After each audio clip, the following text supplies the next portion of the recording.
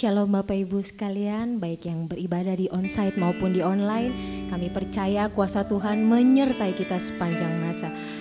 Mari kita berdoa. Bapa di dalam surga, kami sungguh bersyukur Tuhan untuk kebaikan Tuhan pada hari ini. Kami boleh ada di tempat ini Tuhan, semua karena kemurahan-Mu.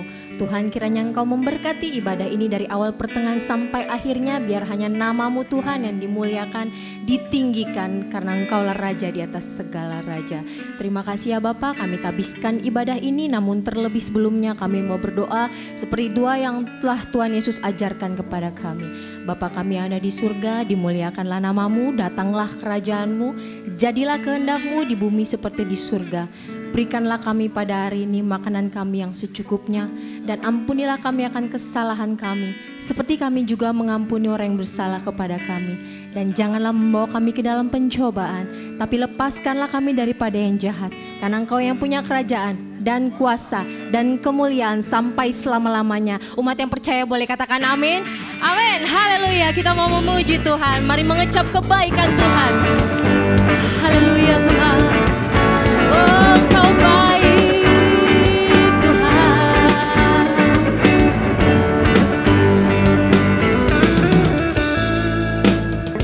Kecaplah dan lihatlah betapa baiknya Tuhan itu. Rasakan dan nikmati kasih setia Tuhan. Mari kecap. Kecaplah dan lihatlah betapa baiknya Tuhan itu. Rasakan dan nikmati kasih setia Tuhan. Syukur bagimu Tuhan, segala hormat bagimu Tuhan, Allah yang mengasihiku, Allah yang memeliharaku selamanya. Engkau baik Tuhan. Kecaplah dan lihatlah betapa baiknya Tuhan itu. Rasakan dan nikmati kasih setia Tuhan. Syukur bagimu Tuhan, segala hormat bagimu Tuhan, Allah yang mengasihiku, Allah memeliharaku, Allah yang memeliharaku. Syukur bagimu, syukur bagimu Tuhan, segala hormat bagimu Tuhan, Allah yang mengasihiku. Engkau Allah, Allah yang memeliharaku. Syukur bagimu, syukur bagimu Tuhan, segala hormat bagimu Tuhan. Kau mengasihiku, Allah yang mengasihiku. Engkau peliharaku, Allah yang memeliharaku selamanya. Oh, selamanya, selama-lamanya, selamanya.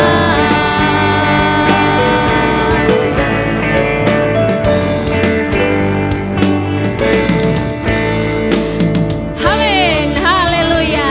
Benar Tuhan, Engkau baik dan mengasihi kami selama-lamanya. Amin, mari kita mempersiapkan diri kita.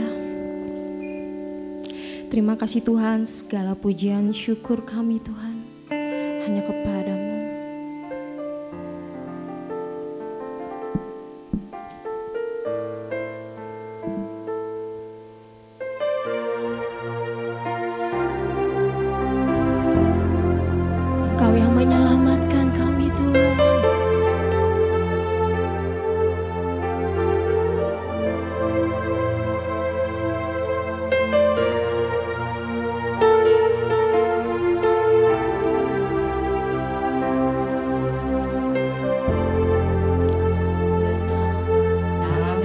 yang hamba,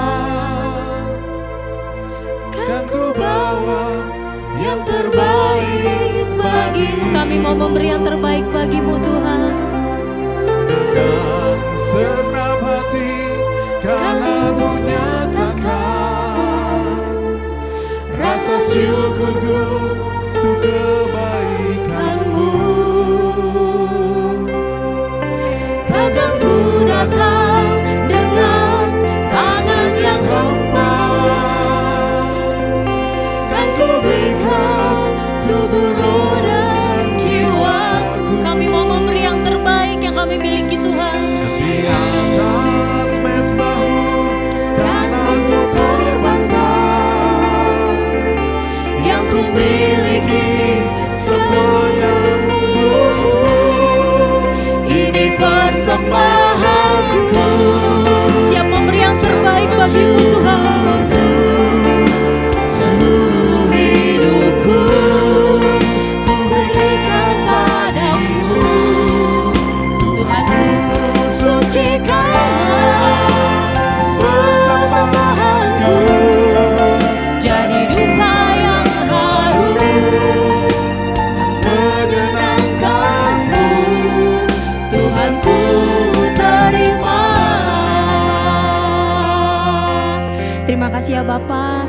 Ini kami Tuhan, kami mau memberi yang terbaik Tuhan, karena kami percaya apa yang kami beri untuk kebaikan Tuhan, untuk memperlebar kerajaan-Mu. Terima kasih Bapak Ibu yang sudah memberikan persembahannya. Tuhan Yesus memberkati. Mari kita siapkan diri kita untuk mendengarkan firman Tuhan. Kita mau menyembah Tuhan Allah yang luar biasa. Segala pujian syukur kami Tuhan.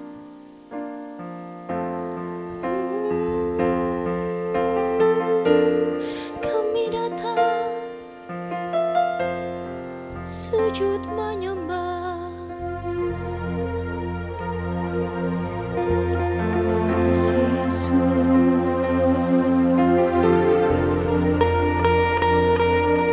Terima kasih Tuhan.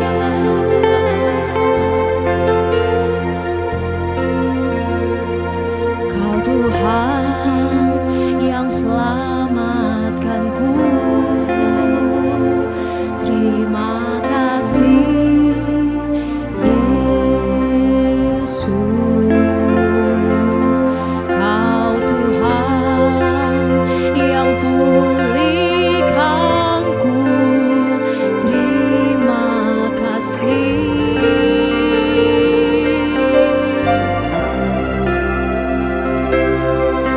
Kau Tuhan yang sembuhkanku.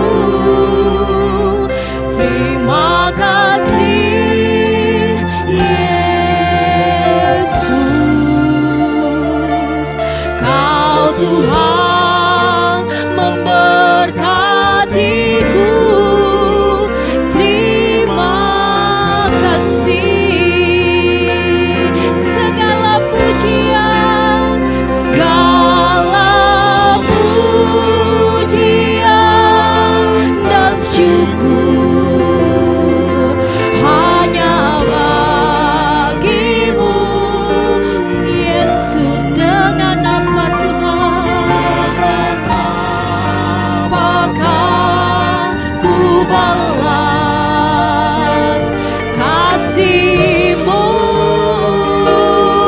Segala hormat, kemuliaan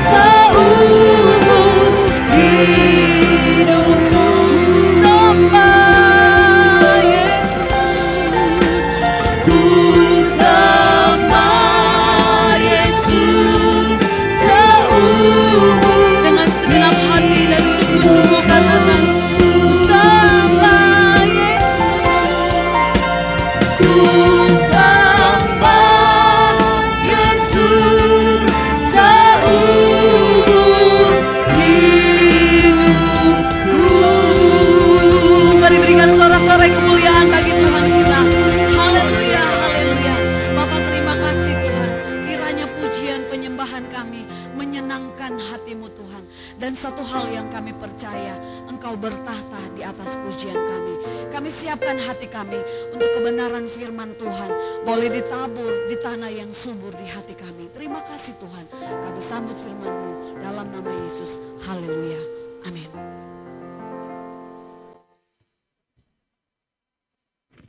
Shalom Bapak Ibu dimanapun Anda berada saat ini. Mari siapkan hati kita untuk kebenaran firman Tuhan yang akan kita dengarkan bersama-sama. Yang akan kita belajar bersama-sama, diperlengkapi bersama-sama menjadi anak Tuhan yang semakin militan di dalam Tuhan. Saya percaya setiap kita ada dalam kasih dan pemeliharaan Tuhan yang sempurna, amin. Hari ini tema saya yang akan saya bagikan buat kita semua adalah bijak dengan waktu. Sama-sama kita katakan, bijak dengan waktu. Mari kita buka Alkitab kita, Kolose 4 ayat 5. Kolose 4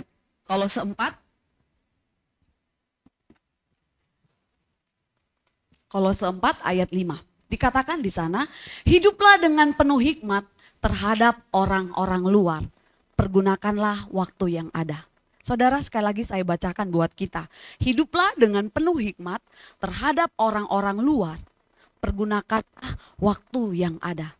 Secara kontekstual, pesan ini ditunjukkan Paulus agar kita tidak menyia-nyiakan waktu kita dalam menjangkau orang-orang luar atau orang-orang yang belum percaya. Tetapi secara umum saudara, sesungguhnya ayat ini layak kita renungkan. Hiduplah dengan penuh hikmat terhadap orang-orang luar. Ayat kata terakhir, pergunakanlah waktu yang ada. Terlebih lagi dalam menghadapi hari-hari yang semakin jahat. Ya, kalau beberapa waktu pas saya sampaikan di mimbar ini atau dengan survei yang ada di medsos kita masing-masing bahwa dikatakan 2023 tahun yang gelap. Apapun itu saudara, Alkitab sudah katakan, Alkitab sudah catatkan bahwa hari-hari semakin jahat. Ya, jadi kita nggak baru dengar, tapi Alkitab katakan bahwa hari-hari semakin jahat. Lalu kita buka sama-sama saudara Efesus 5 ayat 15 sampai 16. Ya, Efesus 5 ayat 15 sampai 16. Karena itu perhatikanlah dengan seksama bagaimana kamu hidup. Jangan seperti orang bebal, tetapi seperti orang arif. Dan pergunakanlah waktu yang ada, karena hari-hari ini adalah jahat. Nah, Paulus mengulang dalam kitabnya untuk setiap kita menggunakan waktu kita dengan baik. Pergunakanlah waktu yang baik. Ia mengatakan bahwa orang yang mempergunakan waktu sebaik-baiknya, atau dengan kata lain, orang yang pintar memanajemen waktunya menunjukkan watak yang bijak atau arif. Nah, sebaliknya saudara, jika kita tidak melakukan dengan baik atau tidak memanajemen waktu kita dengan baik, dikatakan di sini di ayat 15 kita orang bebal. Nah, kita yang mempertimbangkan, kita yang mengkoreksi diri kita. Apakah kita orang bebal atau orang arif? Ya, di sana dikatakan oleh Paulus bahwa orang arif adalah orang yang bijak mempergunakan waktunya. Nah, saudara, disadur dari buku 24 jam dengan bijak, terbitan Metanoia, nih saudara boleh lihat gitu ya. Jika hidup sampai 70 tahun ya, rata-rata orang menggunakan waktunya. Nih, ini survei nih yang mereka sudah lakukan gitu ya. Saudara, 20 tahun waktu yang kita pakai adalah tidur ya. 20 tahun untuk bekerja. 6 tahun untuk makan. Kebayang dong ya. Nggak tahu nih Oma nih udah umur berapa nih. Kalau mama saya mendiang, dia menyelesaikan tugasnya di dunia ini 72 tahun. Jadi survei ini kemungkinan benar saudara. Jadi 6 tahun dalam hidup kita gunakan untuk makan. 7 tahun dalam hidup kita gunakan untuk main. Ke Mall Aeon, ke Mall, ini sebut nama mall bukan endorse ya.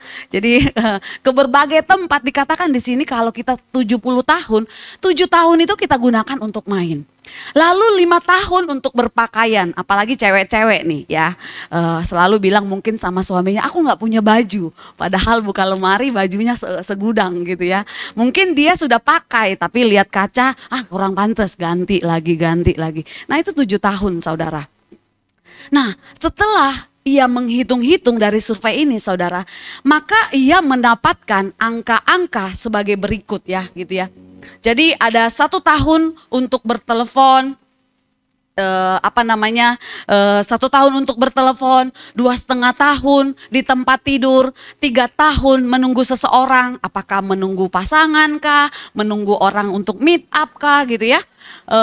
Dikatakan lagi 6 bulan mengikat tali sepatu. Waktu saya siapkan khotbah ini saya juga sharing sama suami saya gitu ya. Ya ampun, kalau dihitung-hitung ya 70 tahun dalam hidup kita 6 bulan loh. Ngikat sepatu doang 6 bulan gitu. Tapi dari secara keseluruhan gitu.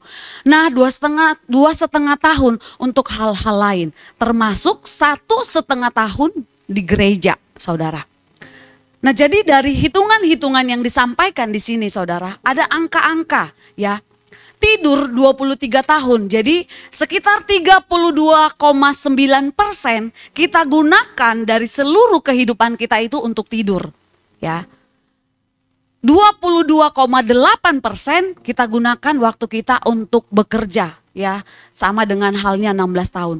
Nah ini juga menjadi perhatian saya dari survei ini saudara. Hanya 0,5 tahun. Artinya 0,7% waktu yang kita berikan untuk beribadah. Ya mungkin dari antara kita bilang gini, enggak lah Bu, saya di rumah nih kalau saat teduh 2 jam. Itu pagi loh. Kalau malam saat teduhnya 3 jam. Nah, Ibu Esther mungkin iya sedikit gitu. Tapi survei membuktikan bahwa hanya 0,7% dalam hidup kita bersekutu dengan Tuhan. Lalu suami saya katakan, ya iyalah kita kan masih di bumi gitu. Tapi nanti pada kekekalan nanti, sepanjang kita ada di surga, kita memuji dan menyembah Tuhan. Ada amin saudara? Amin ya. Nah di sini dikatakan lagi menonton TV ya, nonton TV kah, nonton bioskop kah, itu 8 tahun. Jadi 11,4% hidup kita gunakan untuk nonton.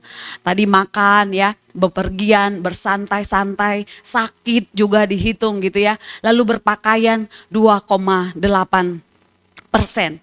Dari sini saudara ada satu kesimpulan bahwa 93% kita habiskan hidup kita untuk memuaskan keinginan kita. Karena memang kita di bumi ya, jadi banyak hal yang kita kerjakan di muka bumi ini. Sebab 5,7% ia harus jalani dalam kondisi sakit. Jadi siapapun yang mendengar khotbah ini, ya kita yang koreksi diri kita, hari-hari kita. Dan sisanya hanya 0,7% mempersembahkan untuk Tuhan.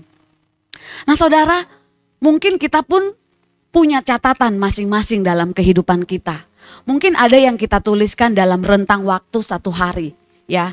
Dulu saya juga setiap biasa kan kita ada doa tutup tahun gitu ya. Pasti ada komitmen baru yang mau kita capai di tahun yang baru. Ada mungkin hal-hal yang belum kita capai di tahun yang sebelumnya gitu ya. Tapi bisa kita checklist gitu ya. Nah mungkin kita membuat catatan tentang kehidupan kita dalam rentang 1 hari. 1 minggu mungkin. Atau 1 bulan. Bahkan 1 tahun. Mengenai hal-hal yang kita lakukan selama kita ada di muka bumi ini. Namun dari semua catatannya itu saudara, yang terpenting adalah kita sadari bahwa bagaimana kita menjalani waktu yang Tuhan karuniakan dalam hidup kita. Dan sesuatu yang kita kerjakan berkenan di hadapannya. Saudara, sadarkah kita bahwa sehari yang kita lalui ya, ada 86.400 detik ya, ini setiap hari yang dihadiahkan Tuhan kepada kita, dan itu berlaku bagi semua orang. Mau dari bayi kah, anak-anak, pemuda-pemudi, orang tua, oma opa, laki-laki, perempuan, Tuhan hadiahkan 86.400 detik setiap hari di dalam kehidupan kita. Sebab kita masing-masing menjalani kehidupan selama 24 jam. Ya, saya mau tanyakan di ruangan ini atau di online yang mengikuti ibadah ini. Adakah di antara kita yang mendapat satu hari 27 jam? Itu sudah lewat gitu ya. Tapi setiap kita, mau kita sakit, mau kita sehat, mau kita dalam duka, mau kita dalam suka, kita dikasih kepercayaan sama Tuhan setiap hari 24 jam. Nah sekarang coba kita kalikan angka tersebut dengan umur kita sekarang. Ya, coba mulai nih matematikanya di otak nih ya saudara ya. Maka kita akan terkejut melihat angkanya.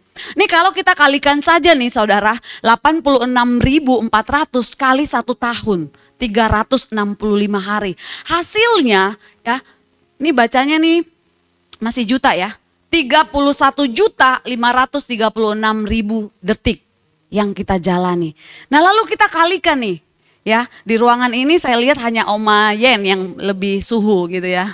Coba dihitung Oma, 86.400 kali usianya Oma.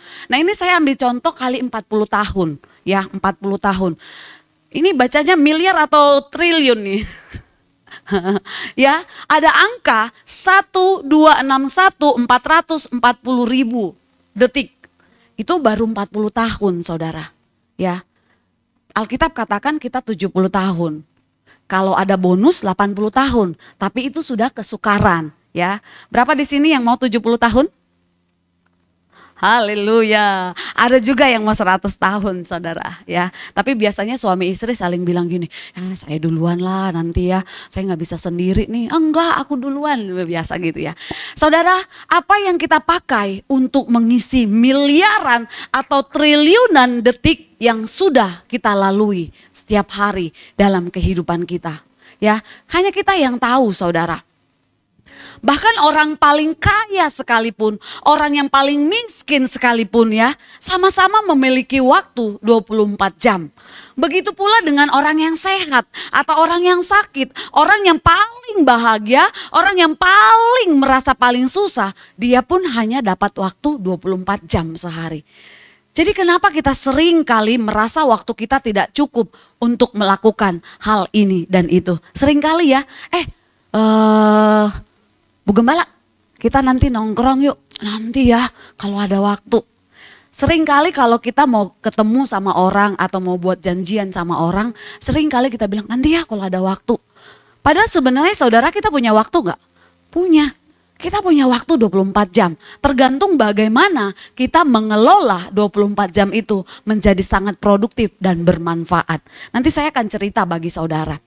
Nah lalu saudara, ada sebuah angket pernah diedarkan kepada ribuan responden ya.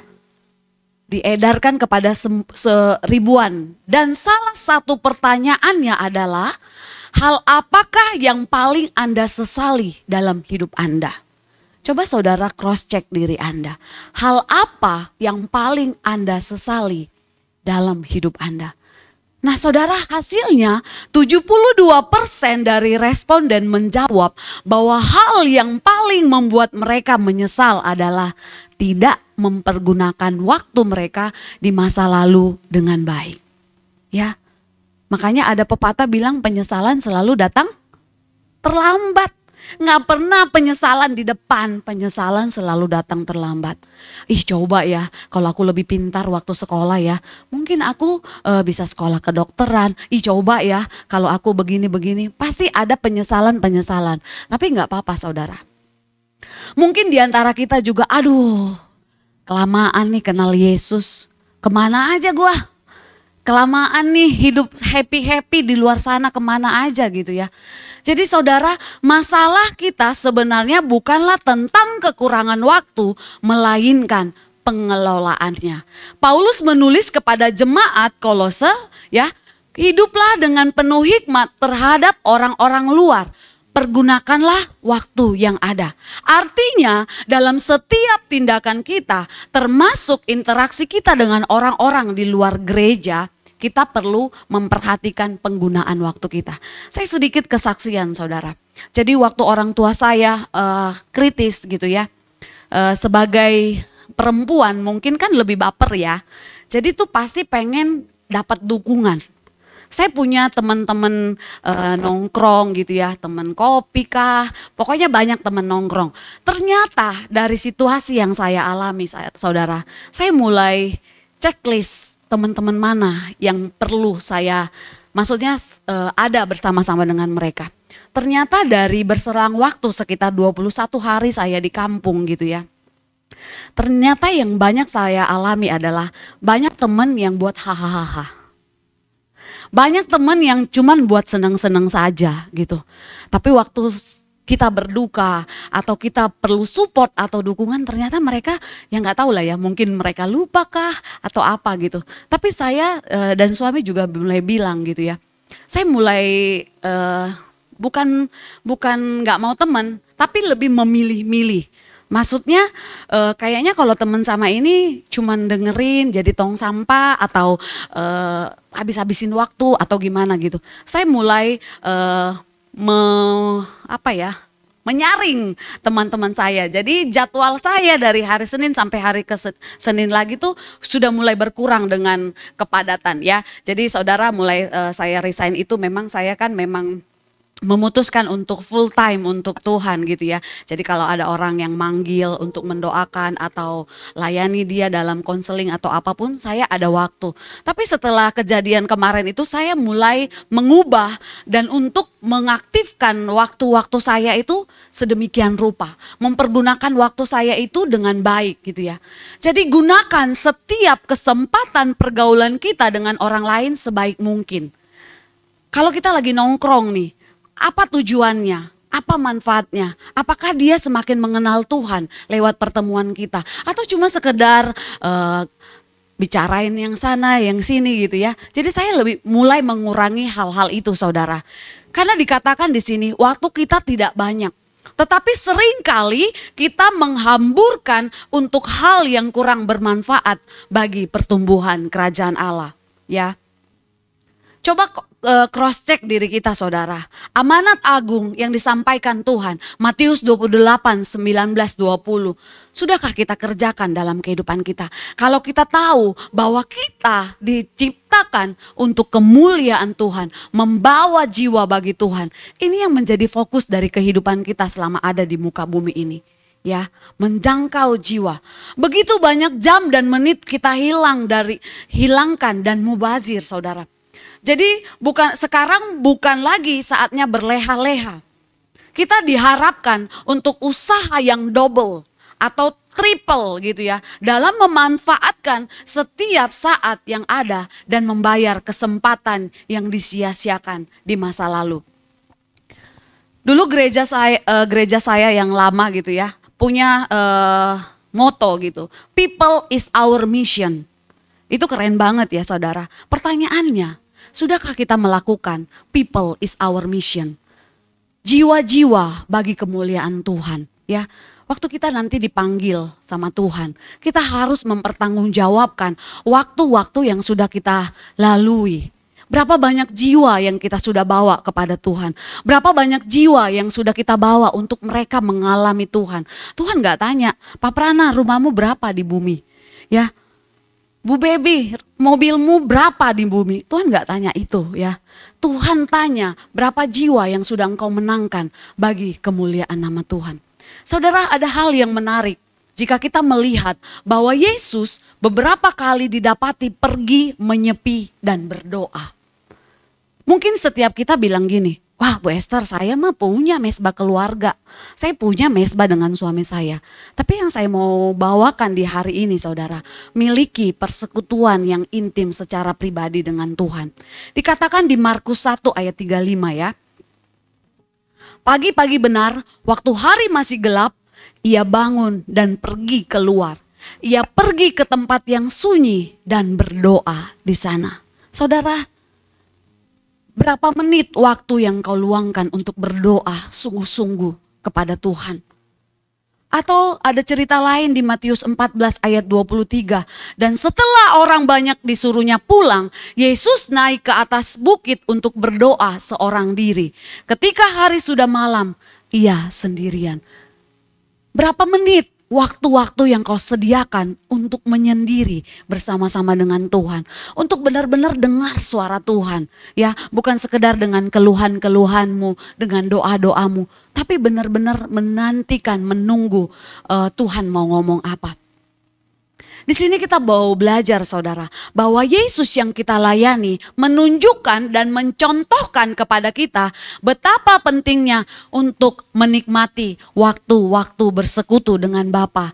Tanpa harus terganggu dengan jadwal kita, dengan hiruk pikuk kita, atau hal-hal lain yang memecahkan konsentrasi kita. Nah, kita biasa kasih kata ini kan healing, ya kan? Tapi percayalah saudara, waktu saudara healing, pulang-pulang capek nggak? Capek ya. Kita bisa lihat Instagram, Facebook, itu indah saudara. Tapi percayalah, healing itu melelahkan. Healing yang benar-benar itu memulihkan adalah datang bersekutu dengan Tuhan. Yang percaya katakan sama-sama, amin.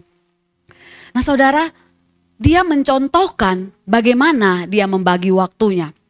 Ada waktu untuk bekerja ya, kita lihat pelayanan Tuhan 3,5 tahun ya, banyak pengikutnya. Ada waktu untuk melayani, ada pula waktu untuk mendengar suara Bapaknya ya. Bagaimana dengan kita saudara? 24 jam yang Tuhan percayakan.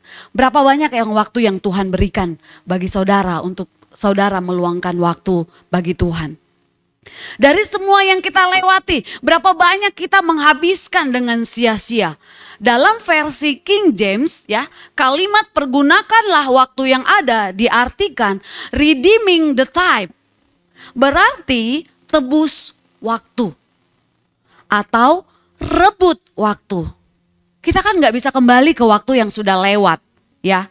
Kadang-kadang aku merasa, aduh kenapa ya waktu umur segini, waktu umur 20 apa ya yang sudah aku lakukan.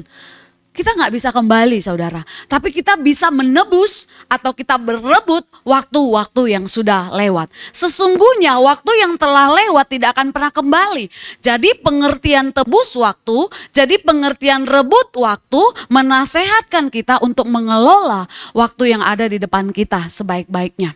Kalau kita menghambur-hamburkan waktu, maka saat ini dan ke depan kita akan mengelolanya dengan bijaksana. Ingat saudara, waktu itu tidak akan kembali. Kita hanya dapat mengurusi waktu yang ada di depan kita.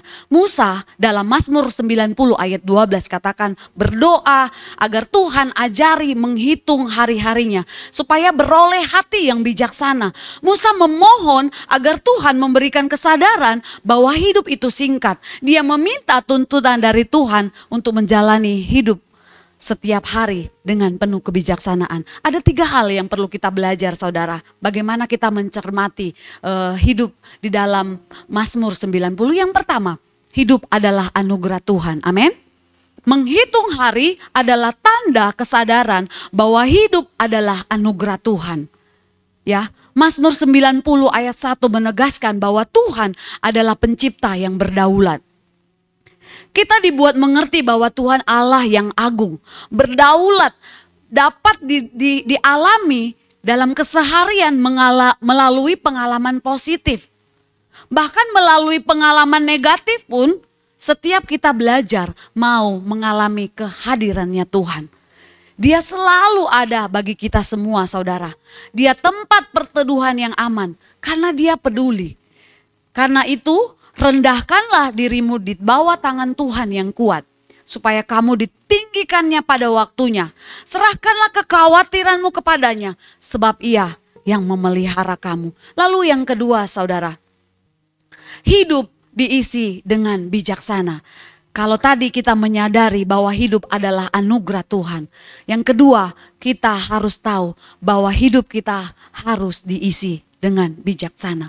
Menghitung hari adalah tanda insyaf bahwa kebijaksanaan dan hikmat sangat diperlukan dalam mengisi kehidupan kita. Kebijaksanaan dan hikmat adalah penting karena orang berhikmat dekat dengan Tuhan Allah. Berapa yang mau dekat dengan Allah? Semua orang yang melakukan berakal budi dengan baik. Puji-pujian kepadanya tetap untuk selamanya. Orang bijak dan berhikmat dapat memimpin dengan benar dan adil. Ya saudara. Lalu yang ketiga, Pergunakanlah waktu yang ada. Ada dua istilah waktu yang dipakai dalam bahasa Yunani, yaitu kronos dan kairos. Kronos berbicara soal kronologi, waktu yang terus berjalan dari detik ke detik, dari hari ke hari. Sedangkan kairos adalah waktu yang berkaitan dengan sebuah momentum atau kesempatan. Makanya seringkali kita bilang kan, ya waktunya Tuhan lah, kairosnya Tuhan lah. Mungkin banyak doa-doa kita, mungkin banyak pergumulan atau pencapaian atau target yang mau kita nantikan. Tapi kita mau katakan saudara, kairos ya, berkaitan dengan sebuah momentum atau kesempatan yang Tuhan berikan. Nah, Paulus menggunakan kata waktu dalam ayat ini adalah istilah kairos. Jadi kalau diterjemahkan secara harafiah, maka ayat ini akan berbunyi, dan tebuslah, pakailah dengan maksimal segala kesempatan yang ada, karena hari-hari ini adalah jahat. Saudara, dari sini kita mendapat satu pemahaman bahwa waktu kita sangat singkat dan berharga. Jadi sebenarnya Alkitab mau menjelaskan kepada kita betapa mahalnya sebuah waktu sampai Allah meminta kita untuk menebusnya, memakainya secara maksimal segala yang ada. Karena itu adalah kesempatan yang berharga, dan setiap kesempatan pastinya tidak boleh disia-siakan. Hanya orang-orang yang bodoh yang selalu membiarkan kesempatan itu berlalu dengan sia-sia. Saudara, kita tidak tahu berapa lama kita menjalani kehidupan ini. Kalau kita dengar berita, ada saja yang meninggal di usia dini kah, di usia-usia yang waktu dia usia-usia yang produktif. Tapi Tuhan panggil dan Tuhan izinkan dia berpulang gitu ya. Kita tidak tahu berapa lama lagi kita bertahan. Kita nggak tahu berapa lama lagi kita mengabdi di lembaga kita bekerja, di gereja kita melayani, atau apapun yang Tuhan percayakan. Tetapi kalau kita kaitkan dengan ayat ini, pokok bahasan ini, maka apa yang sedang kita kerjakan saat ini adalah kesempatan yang berharga yang kita peroleh, yang tidak akan kita sia-siakan. Amin. Jadi saudara, ungkapan pergunakan waktu, pergunakan setiap waktu yang ada, lebih berbicara sebuah momentum yang diberikan Tuhan Allah kepada setiap orang. Oleh karena itu, biarlah setiap waktu yang kita lalui sejatinya memberikan makna dalam kehidupan kita sehari-hari. Sebagai murid Yesus, muara dari seluruh aspek kehidupan kita adalah menggenapi amanat agung. Amin. Karena itu pergilah, jadikanlah semua bangsa muridku, dan baptislah mereka dalam nama Bapa dan Anak dan Roh Kudus, dan ajarlah mereka melakukan segala sesuatu yang kuperintahkan kepadamu. Dan ketahuilah, aku menyertai kamu senantiasa sampai pada akhir zaman. Apapun karunia atau pelayanan yang kita miliki saudara saat ini, kita tetap perlu menjalankan amanat agung tersebut. Sudahkah kita mengabarkan Injil kepada sesama lewat perbuatan kita sehari-hari? Untuk melakukannya, apakah jiwa kita sendiri sudah melimpah dengan kasih-Nya? Ya saudara, kembali ke topik bahasan yang sebelumnya, 86.400 detik per hari. Pertanyaannya menjadi pertanyaan dalam kehidupan kita, dengan apa kita mengisinya? Sudahkah kita mempergunakan setidaknya setiap detik demi detik untuk mengucap syukur kepada Tuhan? Sudahkah kita mempergunakannya untuk berdoa dan terus membangun hubungan yang lebih dalam kepada Tuhan? Berapa banyak waktu yang kita pakai? Mari saudara, mari bangun kebiasaan untuk mengatur waktu. Apakah kita sudah menyusun rencana sebelum hari dimulai? Pastikan hari ini, pastikan minggu ini, pastikan bulan ini kita punya perencanaan untuk setiap kegiatan kita. Mari kita manfaatkan setiap waktu yang masih ada dengan melakukan sesuatu yang berkenan kepadanya. Saya rindu saudara hari ini, kiranya Tuhan menyadarkan kita untuk kembali menjadi orang-orang yang bijak dalam menggunakan waktu kita. Karena Tuhan bilang, pergunakanlah waktu yang ada, karena hari-hari yang kita lalui jahat. Saya mengundang pemain musik, boleh maju ke depan.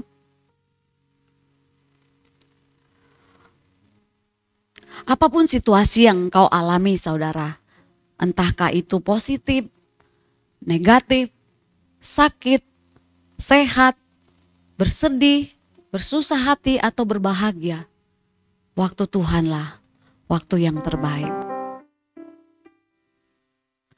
Waktu Tuhan pasti yang terbaik, walau kadang tak mudah dimengerti. Lewati cobaan, ku tetap percaya waktu Tuhan pasti yang terbaik.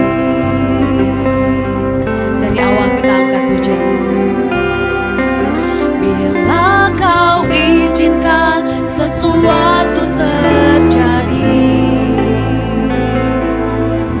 ku percaya semua untuk kebaikanku, amin.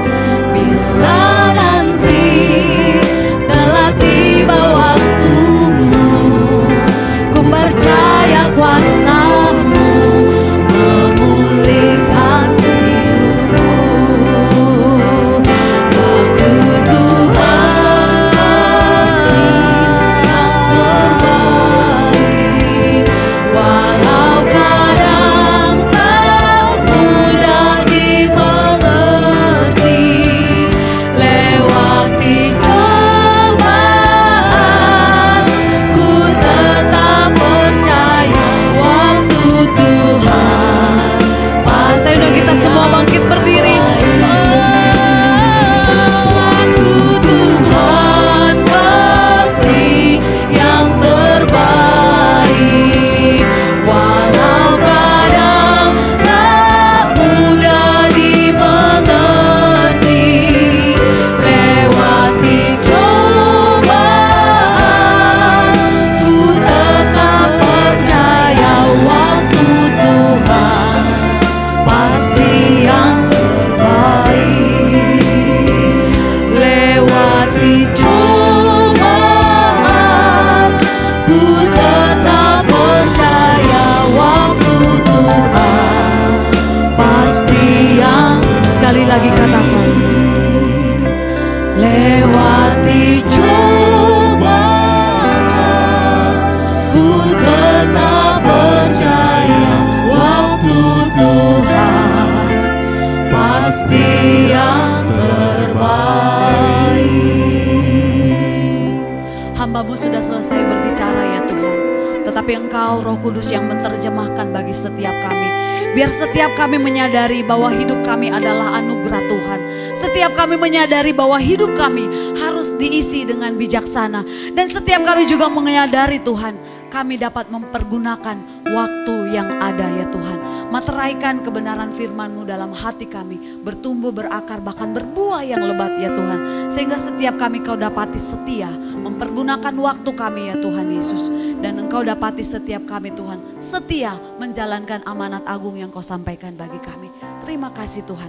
Saya mengundang kita semua bangkit berdiri, kita akan selesaikan ibadah kita. Bapa di surga, terima kasih Tuhan. Pagi ini kami berdoa, kami membawa bangsa Indonesia ke dalam tangan-Mu Tuhan. Kami bersyukur dan melepaskan berkat atas bangsa kami Indonesia Tuhan. Kami lepaskan shalom atas bangsa kami Tuhan Yesus. Berkati presiden dan wakil presiden, para menteri dan seluruh jabatan yang ada ya Tuhan.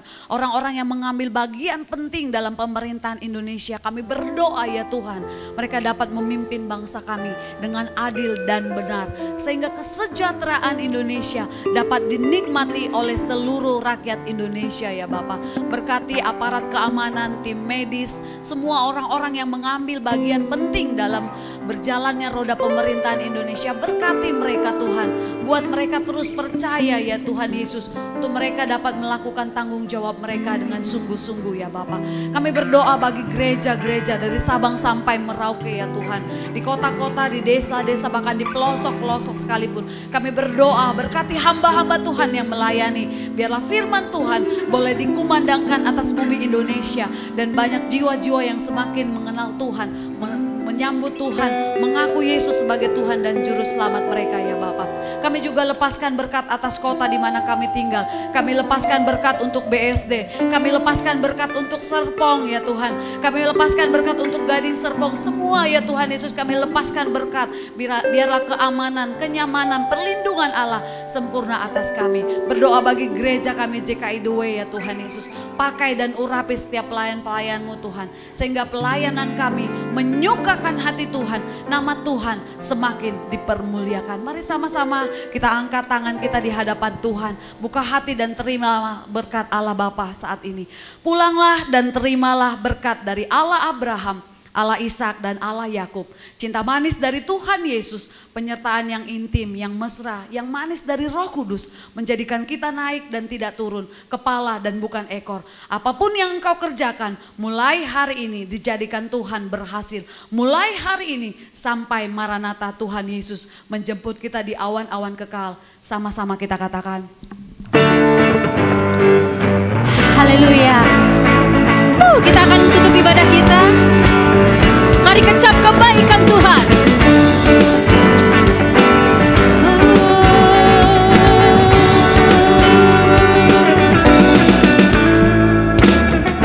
Kecaplah dan lihatlah betapa baiknya Tuhan itu.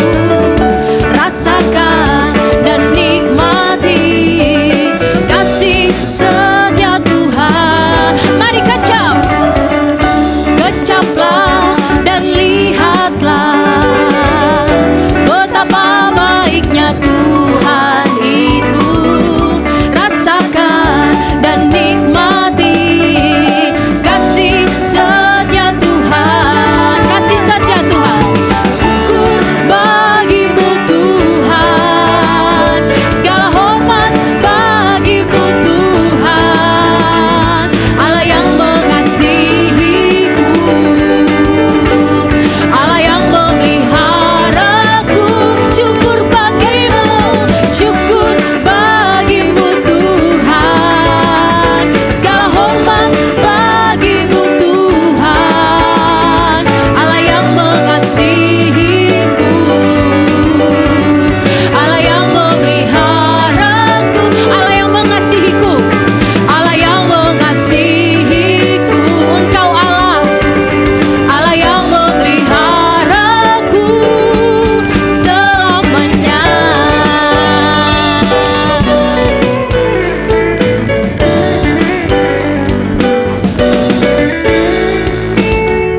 Haleluya, ibadah sudah selesai. Tuhan Yesus memberkati. Sampai jumpa.